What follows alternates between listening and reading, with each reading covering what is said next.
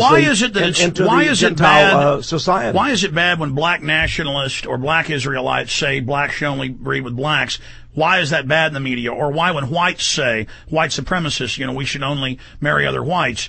When there's some Asian extremists who say we should only marry other Asians. Why is that all decried and bad? But then our media tells us and never talks about how proselytizing for Christianity is illegal in Israel. And they make it was in the Associated Press a few years ago, foreign Asian workers in Israel have to sign a pledge to not date Jewish women. Oh, well, of course, because, for example, one of the so-called charitable education foundations who gave all their money to Madoff, groups like Mortimer Zuckerman, who was editor-in-chief of the U.S. News and World Report, lost $30 million. Look at these Jewish so-called charitable 501c3 education foundations. What kind of education are they involved in? They teach Jewish youth that they are superior race. They are God's chosen. Whatever they do to the Palestinians, the Arabs, is okay with God. In fact, they should destroy the Arabs off the face of the earth. They teach them that it is wrong for them to associate with, for example, for their children to marry Gentiles. And if they do, they will disown them. Now, these are racist, bigoted organizations. Now, I want to say something, though. If we put this taint on all Jews, are we not falling into the trap of bigotry ourselves?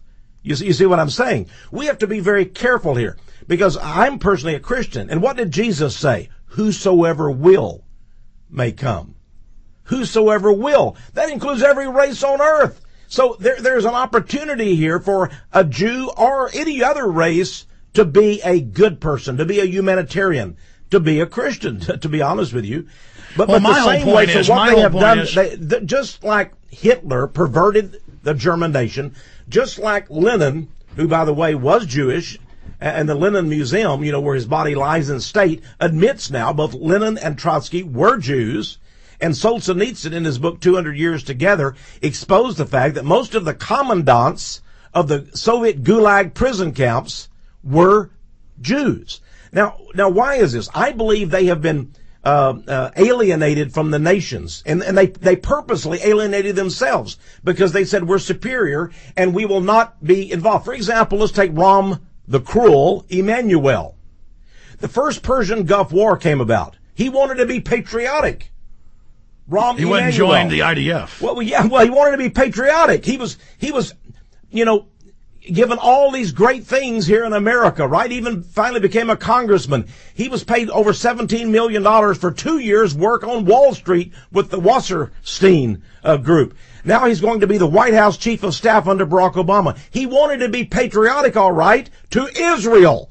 And he went over there and joined the Israeli Defense Forces, the Israeli military. He wasn't patriotic to America. He is a citizen of the nation of Israel. What is he doing as White House chief of staff? And by the way, what we have in the United States, I want people to understand this. Obama and Rahm the Cruel Emmanuel are two servants or stooges of a Jewish mafia. That's what Chicago's all about. That's what Blagojevich was about. Listen, even Dick Morris, who is Jewish himself, by the way, exposed the fact that it was Obama and Rahm Emmanuel who recruited Blagojevich in Illinois. Stay there, we got a break. And made him the governor.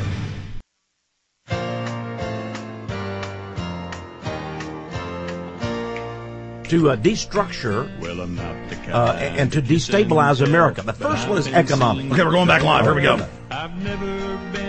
Tex is so wound up, he's doing a broadcast during the breaks. All right, Tex, I want to get into the military. I want to get into what you see happening in the economy. $8.5 trillion stolen, and the Federal Reserve won't say where it's going. Why you think they're now announcing, yes, it's a world government, yes, tyranny's good, in the Financial Times of London. I mean, actually saying that. This is amazing, and where this whole neo-fascist system, as you were saying, is going. Well, first of all, people have to understand again that this is engineered chaos, and the first thing that they're doing is to destabilize and to destructure the United States of America. We're the linchpin for the whole world. So what happens here is going to reverberate across this globe. Now, the first thing they've started out with, and by the way, there's been years, decades of preparation for these 6 important things that we need to look for. The first is economic destabilization. Now, remember the Hegelian process. You've got to have the opposites. You first start off with a crash, a financial meltdown, okay? Economic catastrophe. We're in the midst of that. We're about 4 to 6 months down the pike on that. Here's what has been happening. First of all, America's economy was broken when oil, was shot up by the speculators at Morgan Stanley and Goldman Sachs and such on Wall Street to $147 a barrel, okay? $4 plus a gallon at the pump. They broke the back of the American economy. They drove up the price of real estate to unparalleled heights, gave money out to everybody, credit cards, loans, etc. So there was this incredible inflation, and then suddenly they whipsawed us. And now we have a deleveraging of the economy. We had we're having a spiral downward, a deflationary process. Okay? Now this cannot last forever because it will drag the elite down with it.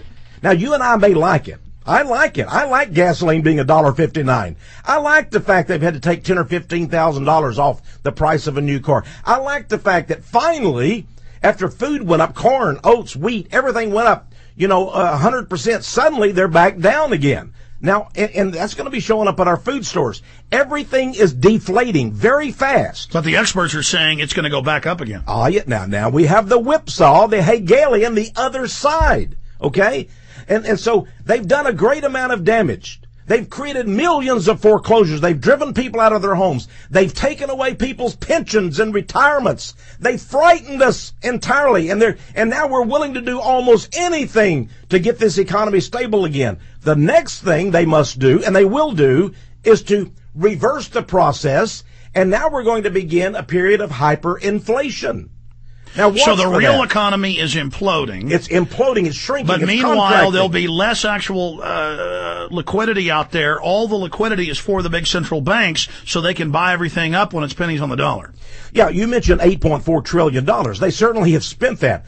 But they've given it to the 9 largest banks, Bank of America, most of them Citibank, offshore. And so most forth. of them, and they're telling Congress, you have no authority. You're basically under martial law. And they had one of the Fed governors come out in Bloomberg and say that we are now under the War Powers Act. Did you see that?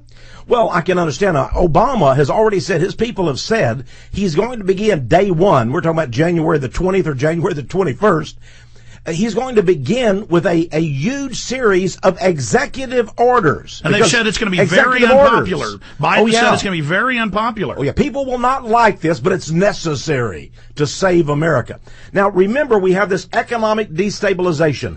First, there's this incredible, scary process of price deflation. Suddenly, oil drops, gold drops, everything. And then begins the hyperinflation. Now, how can you begin this process? How can they stop this deflationary spiral? All right, stay downwards? there. We're going to come back in 70 seconds to start the final hour, and we're going to be taking your phone calls coming up in about 10-15 minutes. Stay with us. Infowars.com.